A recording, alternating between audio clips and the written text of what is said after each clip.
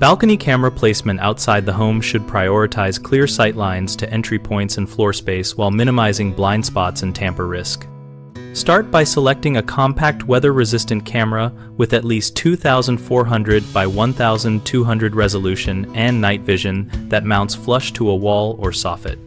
Position the camera on the adjacent wall or under the soffit 3 to 4 feet outside the door frame, so the lens captures both the door and the balcony floor at a shallow downward angle to avoid distortion.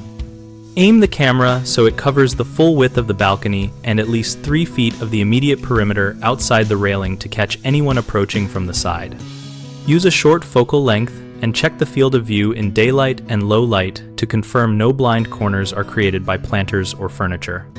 Secure mounts with tamper-resistant screws and consider a small metal guard or cage for ground-level balconies to resist direct manipulation. Enable motion detection with a region of interest over the door and floor only to reduce false alerts from street movement and tune sensitivity so natural motion like swaying plants does not trigger floods of notifications. 3 common mistakes are mounting too high, which causes poor facial and detail capture, placing the camera where glare or backlight obscures the image, and using standard mounts that are easy to twist or remove. If the camera is mounted too high, move it down to the recommended 3 to 4 foot offset and reframe so faces are in the middle third of the image. For glare, use a hooded or adjustable housing and test at different times of day to adjust angle or add a small shade.